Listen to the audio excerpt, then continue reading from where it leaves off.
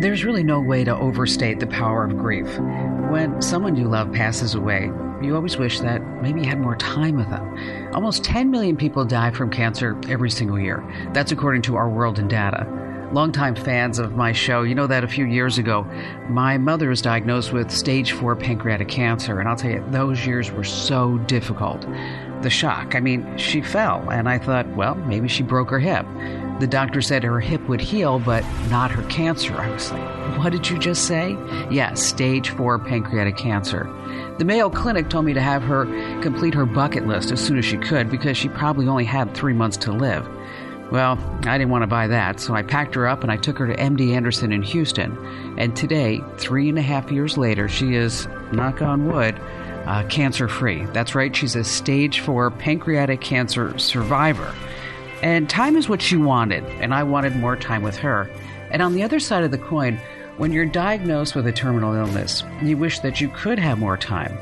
But luckily, there is a way that you can give your family a lasting memory of you using technology so that future generations can get a look into who you are in a way that you never would have been able to do before. Now, this whole idea came into focus when I received a call on my national radio show from Charles in South Carolina. He called me a few weeks ago with a story that just broke my heart. He's going through something that no parent should ever have to go through. Well, let me give you some background. Charles is a happily married father with a young son. He's only almost 5 years old. It's such a great age. I remember when Ian was learning his ABCs. Boy, he was a car guy then. And so he'd say, A is for Audi, B is for BMW, C is for Chevy, and D is for Dodge. And when he couldn't come up with M, he'd say, instead of Mazda, it'd be muffler. It was really funny. And when your child is that young, I don't know about you, but I couldn't wait to watch him grow up. And as he got older, I really learned to love and appreciate his whole personality. It's because their whole lives are ahead of them. Well, unfortunately, Charles got some really grim news from his doctor. He's only 46 years old.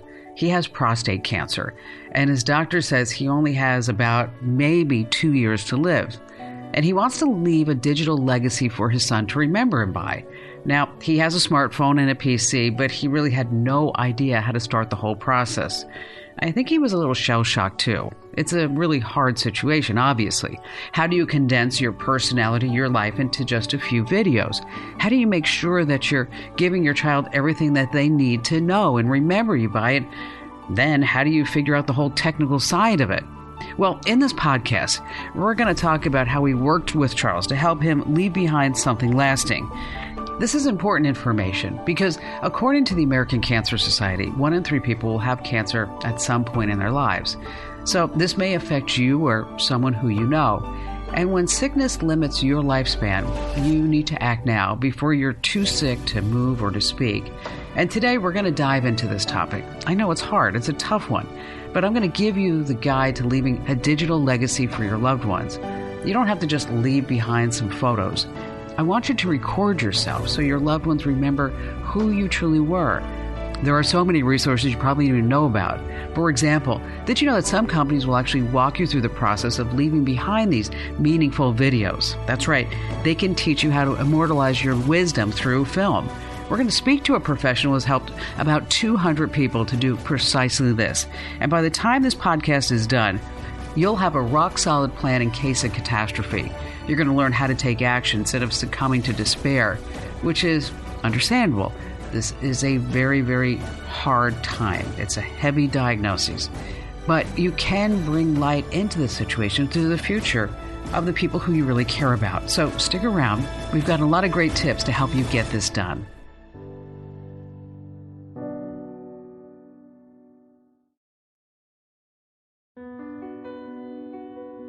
Hey, welcome back to Kim Komando Explains. Now, people in the past didn't have the options that we have today. If they wanted their kids to remember them, well, they left behind some photos, maybe some letters or diaries. Some people made grainy homemade videos filmed on an old VHS camera. Now with digital cameras, cloud storage, smartphones, and tons of other things, and even companies that want to help you out, we have more options than ever before. So when Charles called my show asking for advice, I really made it my mission to teach him about all the resources at his disposal. You're going to learn about those today. But I just realized that I've actually spoken about Charles a lot, but I haven't really introduced you to him. So here's the story of his life in his own words. My name is Charles Coleridge Lake. I was born in Dearborn, right outside Detroit, in the mid-'70s. And I grew up in right outside Detroit. I was kind of raised by my mother and my grandma, and I had two sisters. Essentially, my old man left when I was 2, so he wasn't in my life at all. But, we were in a neighborhood called Allen Park, and we had kind of a group of kids there. Now, my oldest sister was 6 years older than me, so hanging out with those friends was way cool.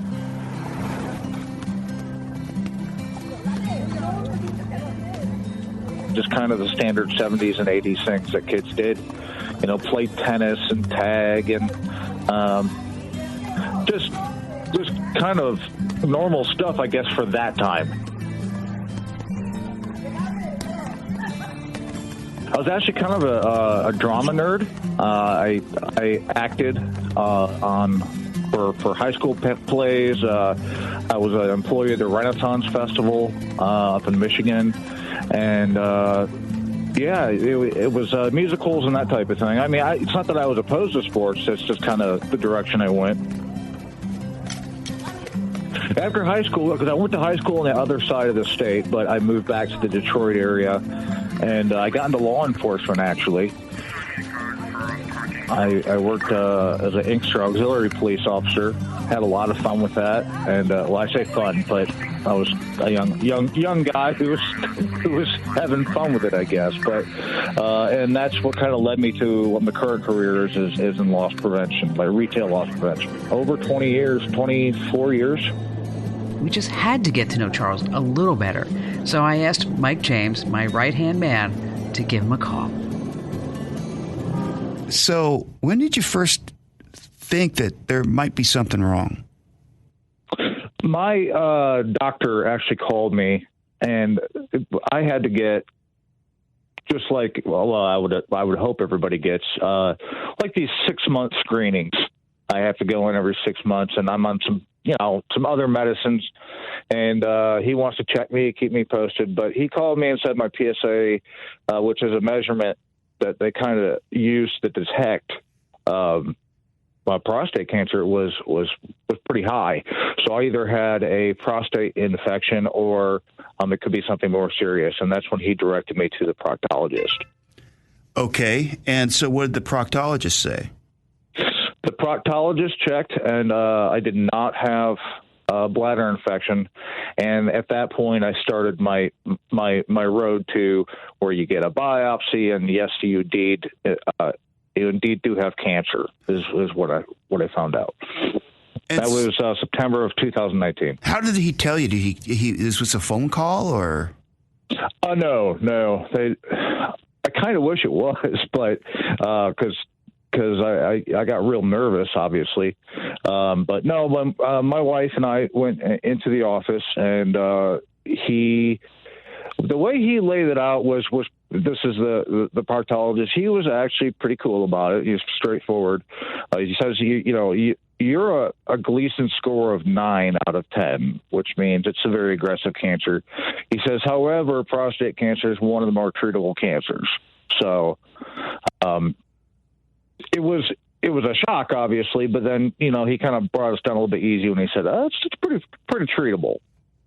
All right. So you're feeling better, and then do you then go to another specialist? At that point, he recommended I get what's called a radical prostatectomy, where they take the prostate out because it was so aggressive.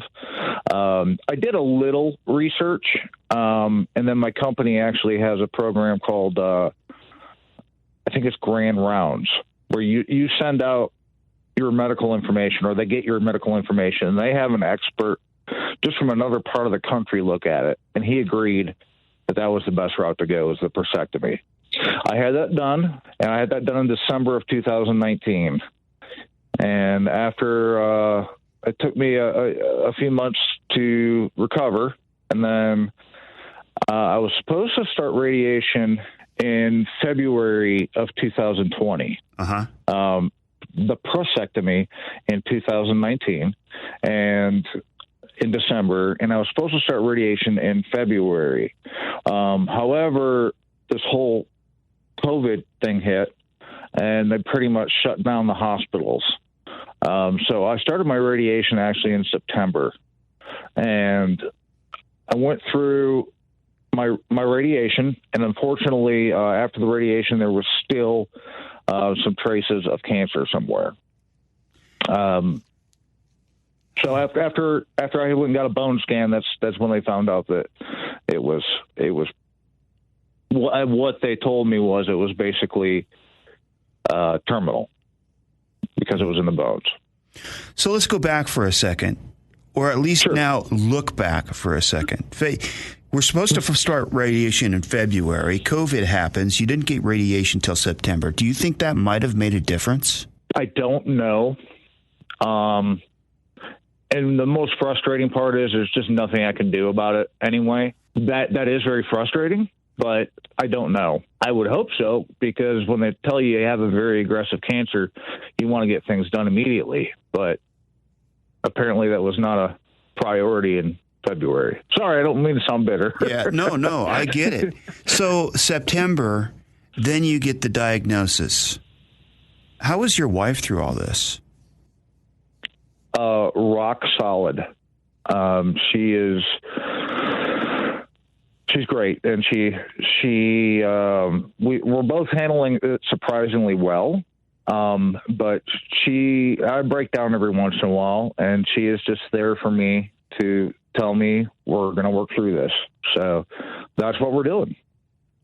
Yeah, I mean, when you were on the air with Kim, I was just struck by how kind of almost matter of fact this is. Do you think there's a portion of you that's kind of in denial? I don't believe so.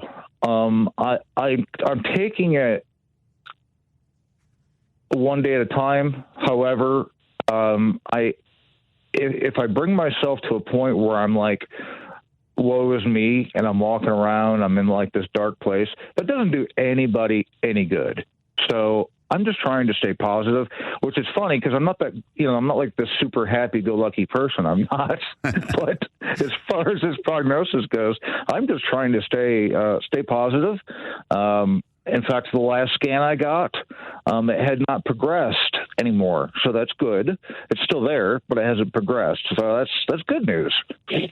What do you have a lifestyle that, I don't know, did the doctors tell you? Do you have a lifestyle, or do your eating habits cause this, or what causes this? They're not sure. It's becoming more common now is what they tell me in younger men, because usually it's people for men. They usually don't even start screening until you're 50. But they're not really entirely sure. So they're taking all sides. They're looking at genetics and all that, because obviously I have a son, mm-hmm. and, we need to be aware. He needs to be aware in the future of what's going on. He doesn't know about any of this right now, but, hopefully in several years they'll know why.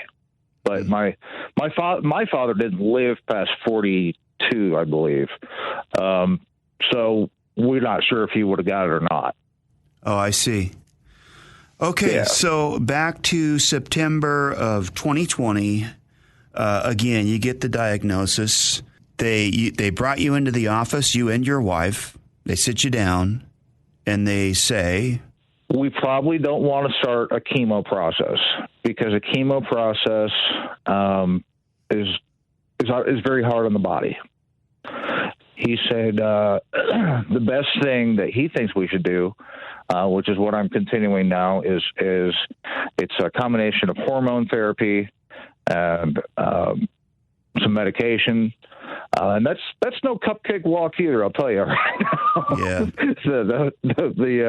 But anyway, and he's my current doctor, he's very straightforward. And I said, what I really would like to know is, in your opinion, how long do you think I have? He's like, well, with the nature of the cancer, probably I would say 2 to 3 years.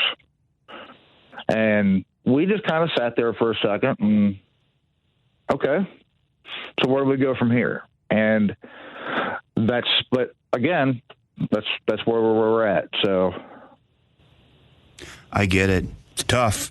So what about, talk to me about your religion, either before or after or since. Has it changed? And what do you think is going to happen? I'm a spiritual person. I would consider myself Christian, but I don't go to church. My wife, however, is much more religious than I am. And there's an outpouring I get prayer cards from her church.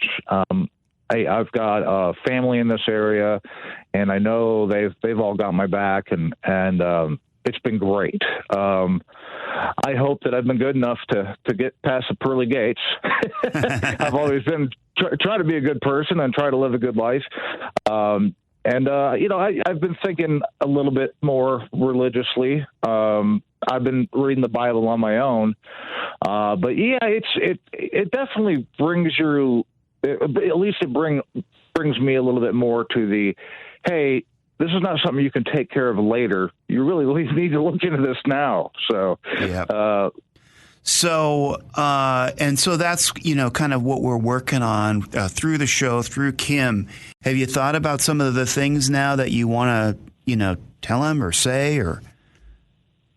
Yeah. I made my first video and I thought it was pretty cool.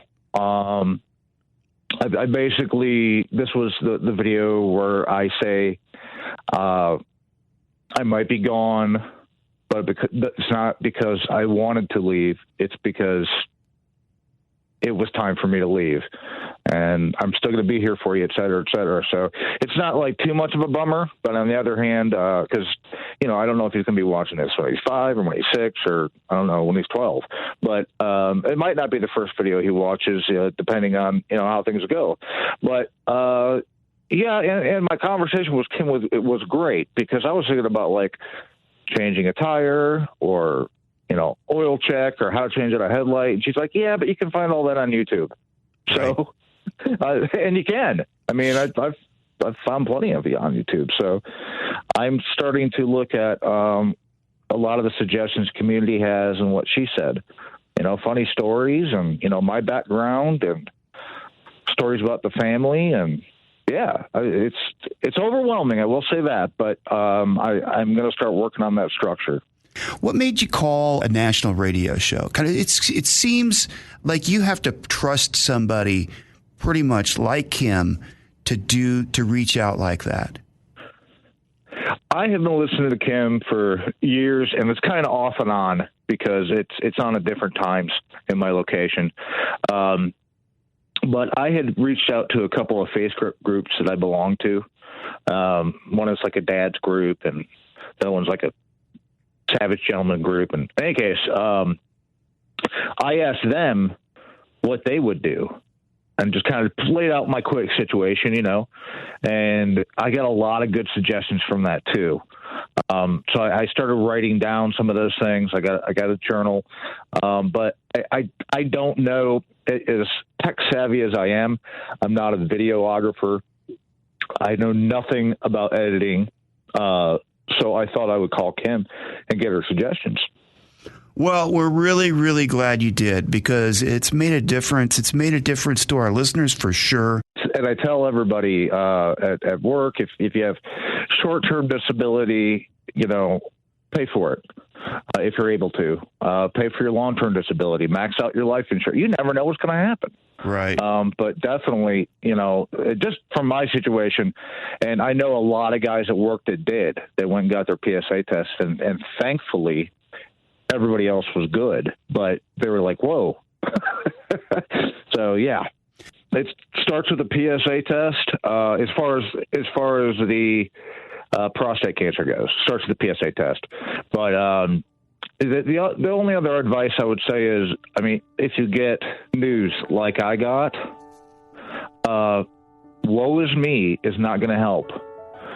What is going to help is try to stay positive, and you can't do it all the time. It's impossible to do it all the time, but try and stay positive and understand that there's a lot of things that can happen. There could be a trial that comes along that I'm eligible for, or miracles happen.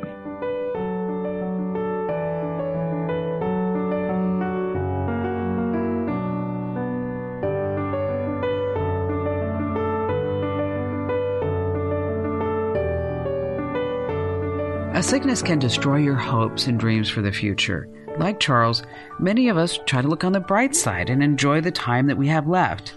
It's actually had a huge impact on my life. Longtime listeners, you know this, but here's some background.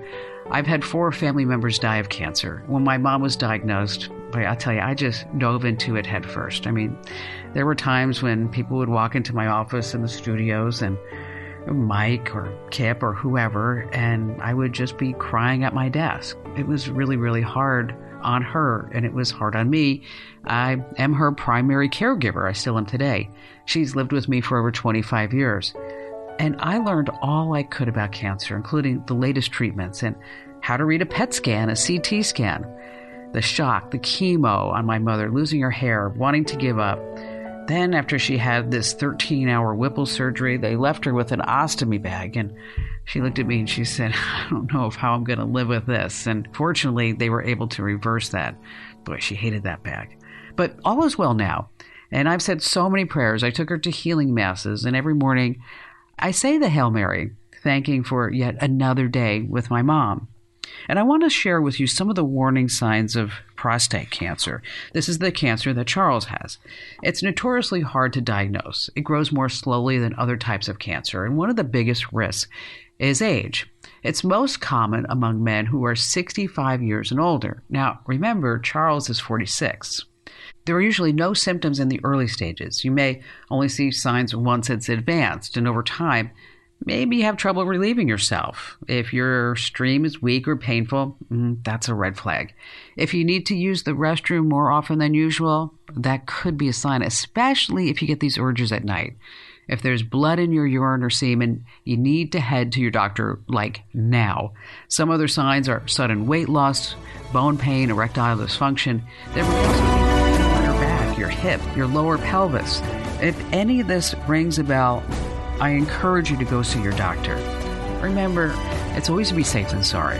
Well, coming up, you're going to learn even more tips on how to navigate a cancer diagnosis. As I said earlier, there are a lot of tools you can choose from, and you're going to learn exactly what those are and what you can do. So stick around. We have some life-changing information coming your way that you definitely don't want to miss.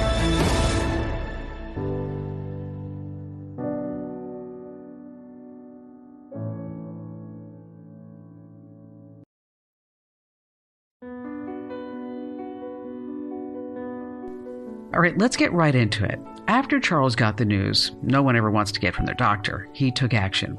He looked at his phone and his computer only to realize that he really didn't know where to start, so he went looking for help.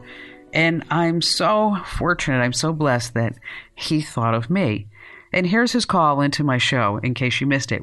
How about we get this hour started with Charles in Greenville, South Carolina. Hi there, Charles. Hi, Kim. Pleasure to talk to you. Well, thank you for your call. What's going on? Well, I'm give you a tiny bit of background. I'm 45, but I was diagnosed with prostate cancer when I was 43.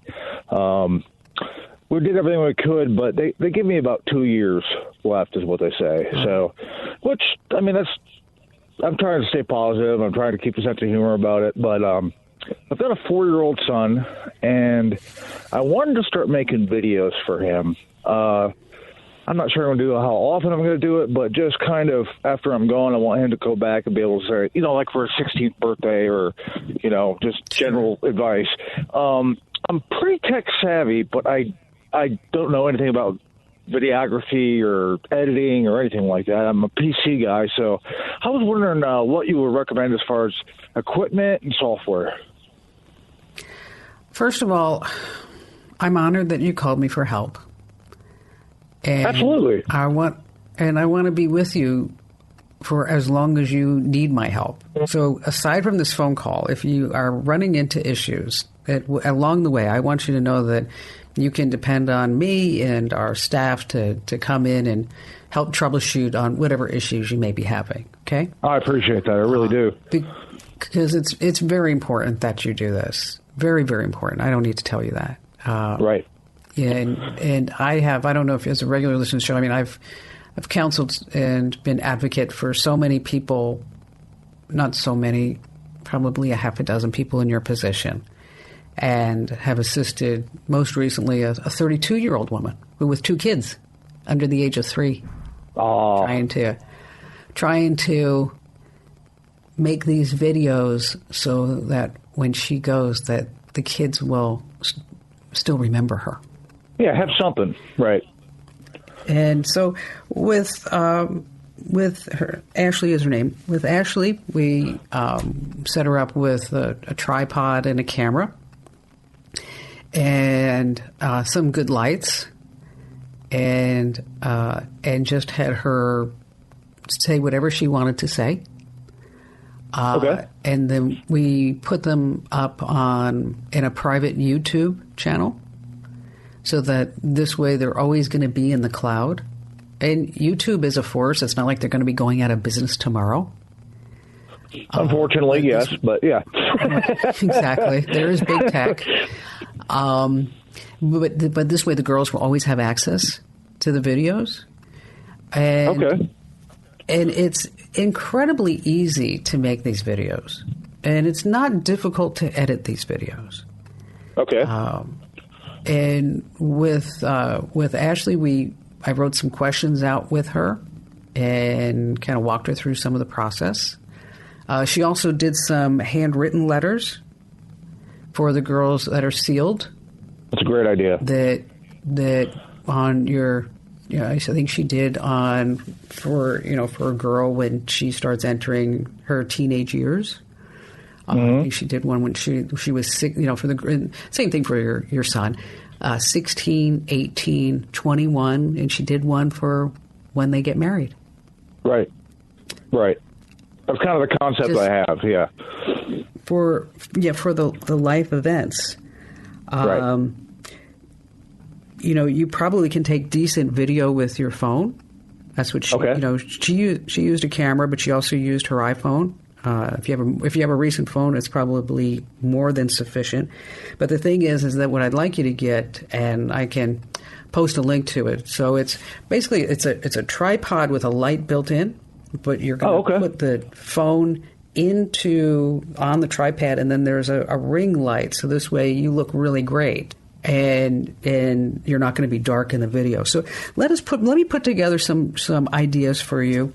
And again, I just want to let you know that we are here to help. And let's give Charles a free community membership, so in case he has any other questions down the line, that he can always contact us directly there. So my friend Ashley wrote some letters for her 2 young girls to read during different milestones of their lives. But if you're struggling to put pencil to paper, try to tell a story. After all, that's how we've all connected as humans for thousands of years. It was all done in the beginning with oral histories. Imagine just a bunch of cavemen and women sitting around the campfire sharing fun stories. Well, we've progressed long past that, but you can continue that idea in spirit. Sit down and ask yourself some questions about your life. For example, what's your favorite memory? Write about the sights, the smells, where you were, what exactly happened. I mean, for example, I'll never forget the first time that I held Ian in my arms right after he was born, and that feeling of just unconditional love. Since stories are the way that humans connect with one another, sharing snippets of your life is a great way to give future generations an idea of who you really are, who you were. Here's another question to ask yourself. What's the funniest thing that ever happened to you? Maybe you fell, maybe you slipped on a banana peel, maybe you got lost in a foreign country and you had to find a creative way to get back to your hotel. Well, if there's a story that brings tears or laughter to your eyes, share it. I mean, I remember when I was in my mid-20s working for Unisys, and I worked for someone who, well, I don't know how to say this gracefully. I don't think he was very bright. So it came time for my annual performance appraisal. And on my performance appraisal, he wrote that I consistently said his name in a highly offensive manner.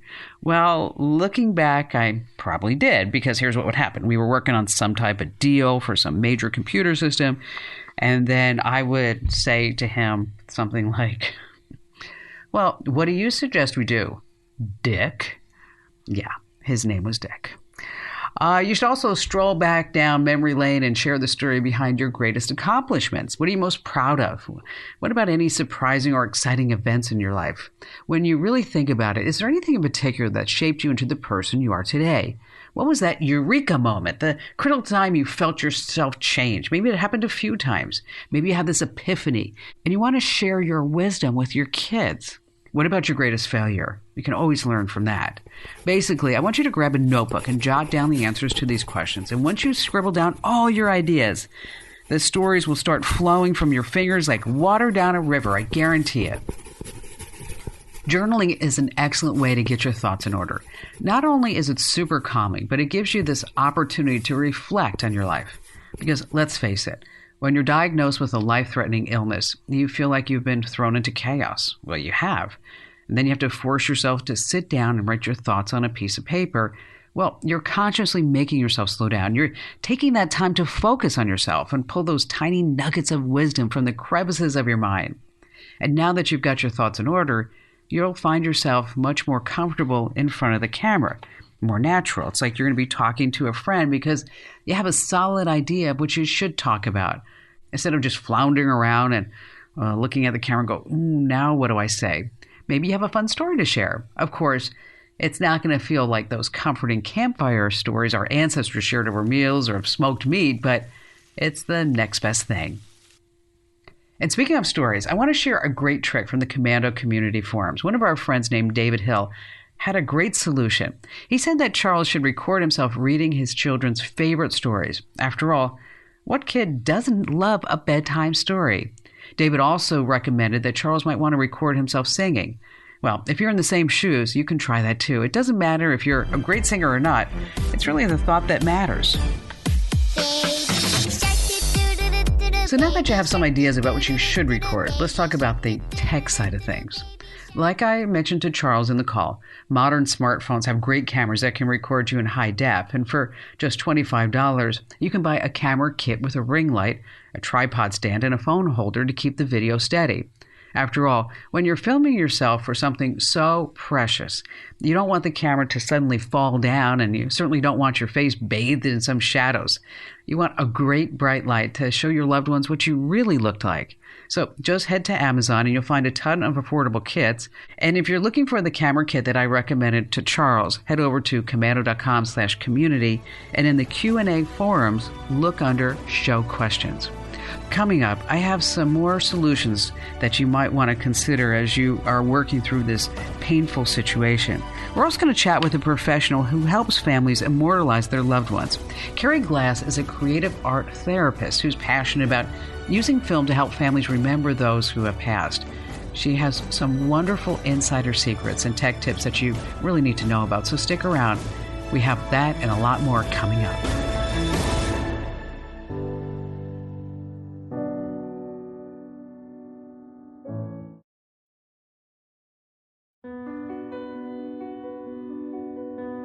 Hey, welcome back. Here on Kim Komando Explains, we're talking about crafting a digital legacy. We've met Charles, a father who searched for tech help through a difficult situation, and after the first call, he called again with some follow-up questions. Here, take a listen. Charles in Greenville, South Carolina. Hi, Charles.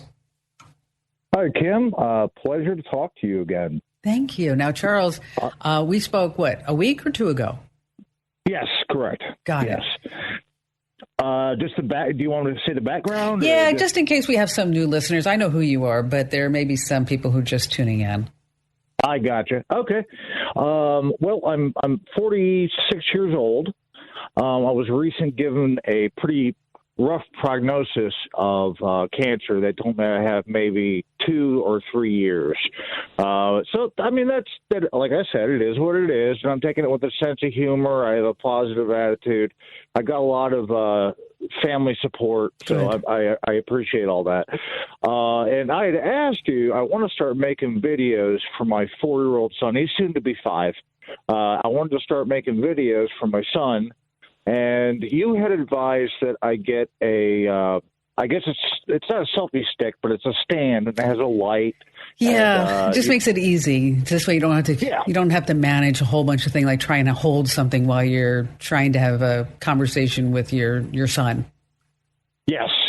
And so I got one of those. I actually got a mic too. Good. And it sounds good. It sounds a little bit better with my mic. I mean, my phone does a pretty good job, but it sounds a little bit better with my mic.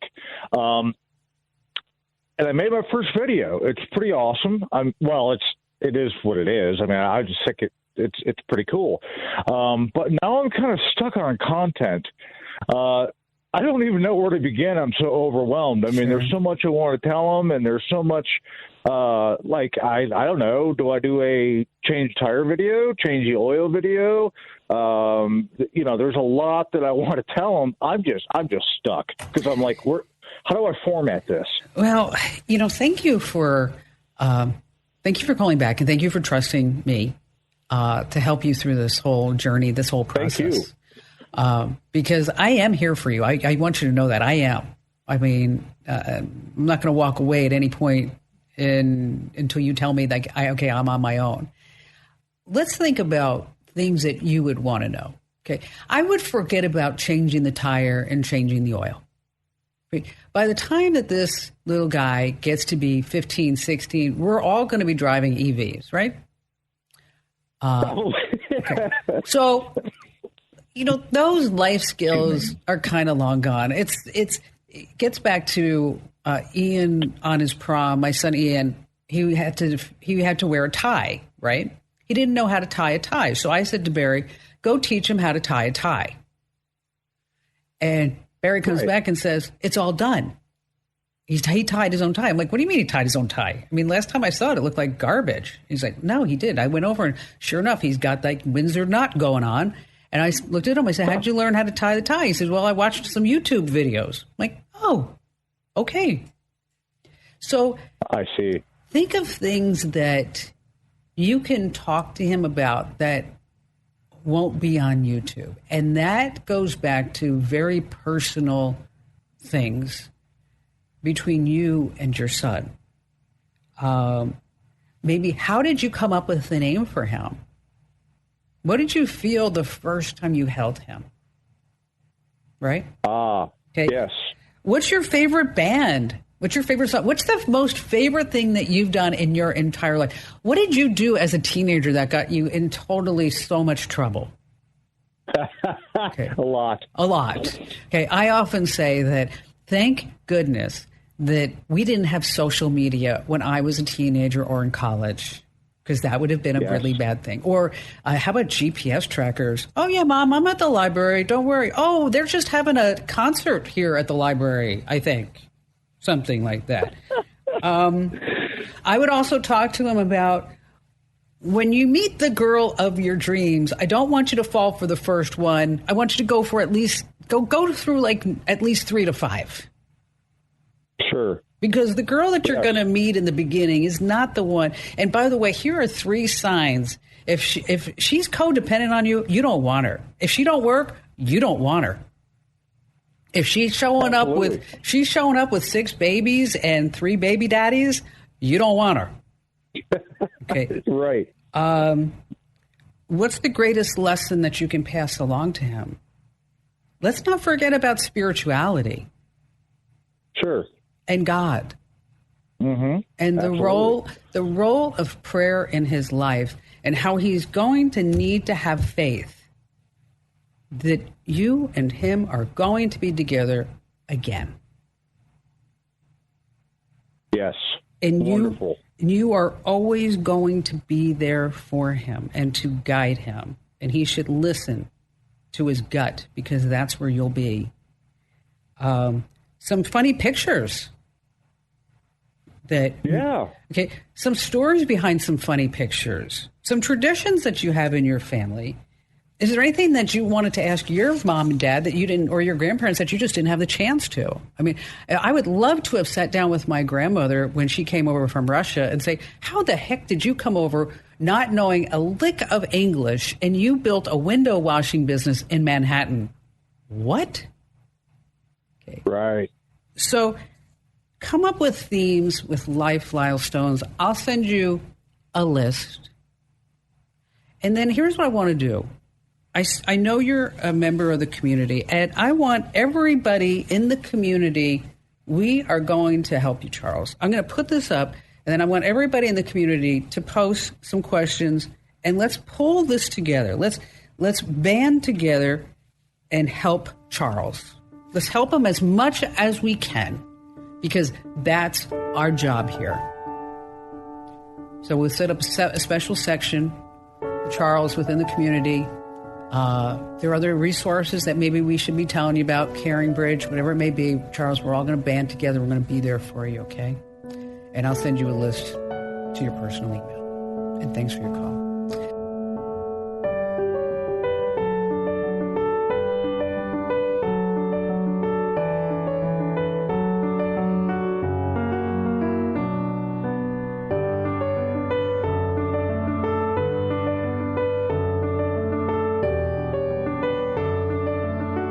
YouTube is a great free option for uploading your videos, but if you want to turn to someone else, I found about For Keeps.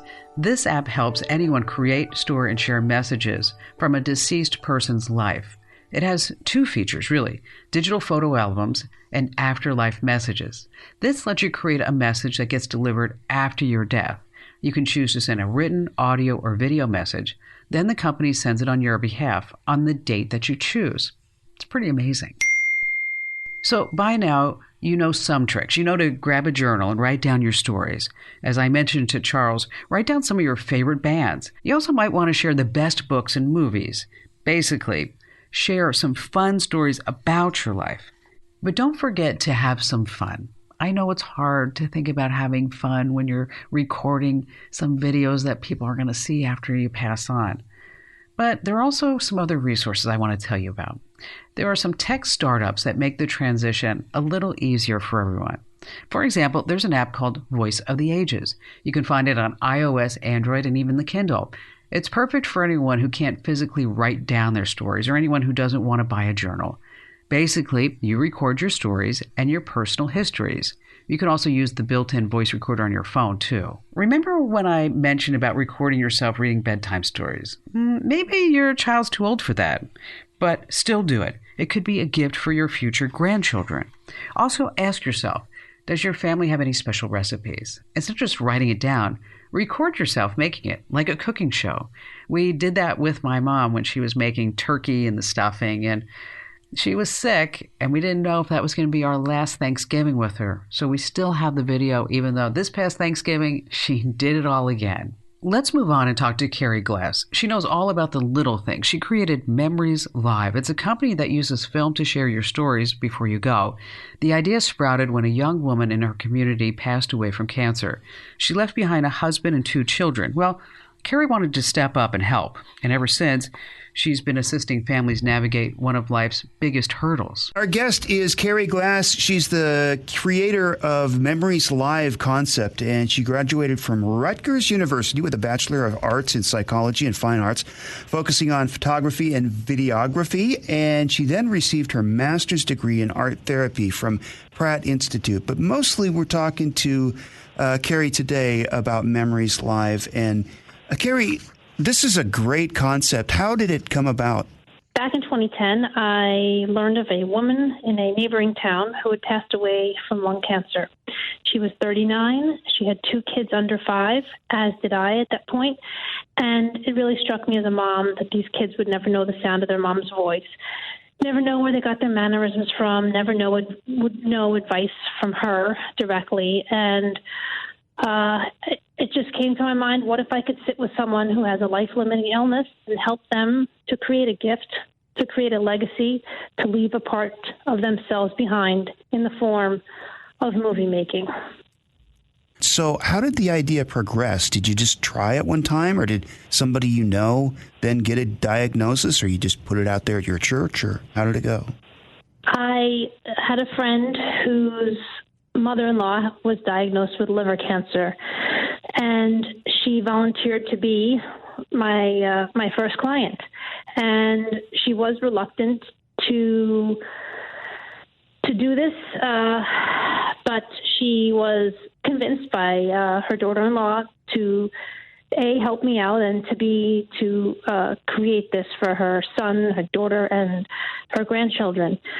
So luckily, I filmed her, and she was a spitfire and amazing. And as reluctant as she was, you would not even know it during the filming. She really enjoyed every bit of it and loved reminiscing and talking about her past and sharing her life experiences, and it was really wonderful. So once I had that first movie, I went and had this first presentation to this hospital, cancer center within the hospital nearby, and they loved it, and they gave me one or two places, and I called those places, and they gave me more places to reach out to, and it just took off from there. And thankfully, because of grants and a fundraiser and generous donors, I'm almost 11 years later still able to do this for no cost. That is really, really something. And you're helping so many people. And I think that technology coming along, you said that the first was really reluctant to do it and then was really, really comfortable. I think people are more inclined to do this kind of thing now because it's kind of now been around for several years, and people, with social media and, kind of more opening up their life, I think people are more likely to do this now. Let's get to somebody that maybe has this diagnosis. Do you find that there are different kind of reactions to it, or you do a lot of people, I don't know, are they in denial? I think I would be. The people that I film, honestly, Mike, are the people that are not in denial. Those are the people who've come to terms with their diagnosis, have come to terms with their mortality, and feel a deep need to leave a piece of themselves behind to create this gift for their families. These are the people that are in that mindset of not only am I going to do my best and try to beat this, but they're also in the reality of in the event that I don't beat this, I need to create something for my family, and I want to be able to do this. And that 100% of my clients have that mentality. Can you talk in general about what you want them to leave behind? So what are the questions, or what kind of stories, or what do you encourage them to talk about? Mostly people want to share their life experiences, their story, their personal history, their family history, and what made them, what made them who they are today, what molded them into the person that they are. They also want to give advice to their children and or grandchildren about as they walk through life and different experiences. They also want to share their hopes and dreams for their children and grandchildren. And they also want to share little fun bits and pieces of them, like favorite food, favorite movie, favorite vacation, favorite television show, favorite season, favorite color. So all these things, all these stories and topics and conversations help to create and build on and share who you are, and it helps them to leave their legacy in that way. How long are these videos on average? 45 minutes. Okay. That's a lot of information packed into 45 minutes. It flies by. Yeah, and what I do is every question I ask or topic that we go through, I create a text. So topic number 1 or question number 1 is tell me about your grandparents. Maybe question number 10 is tell me your pot roast recipe. Whatever it is, it's broken up into these segments. So it becomes easy for them to navigate, and it's not just 45 minutes of mom or dad talking unedited. So it becomes an easier way to watch it. Like, let's say a kid, really wants to hear that story of his dad's first date.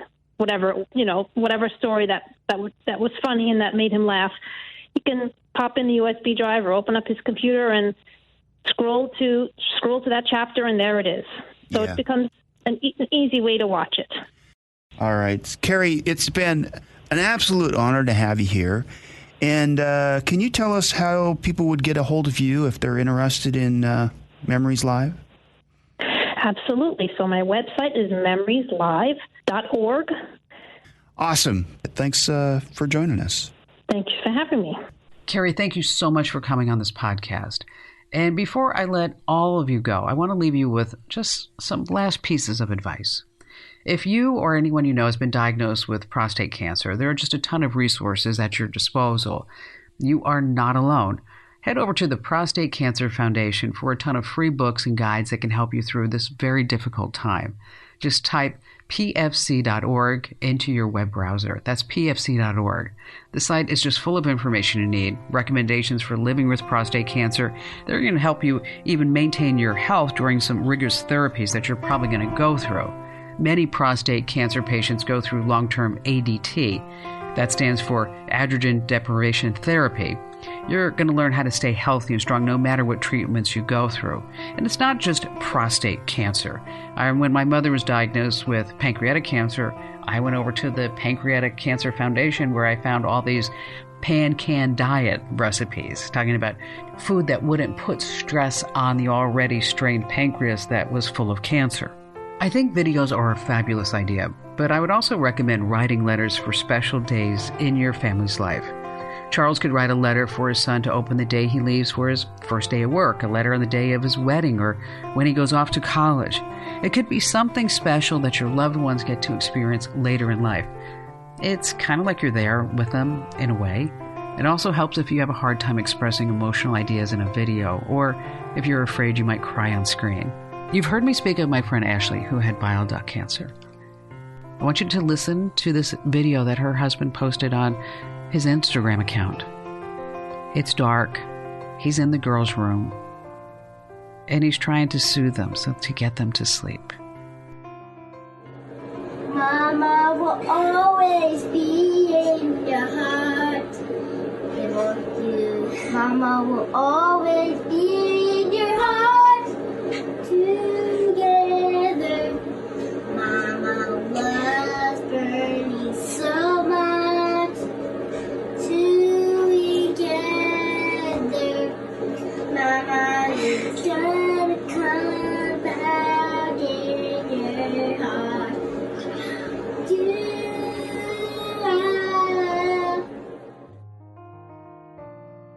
I'm Kim Komando, reminding you to take care of yourself and treasure every moment.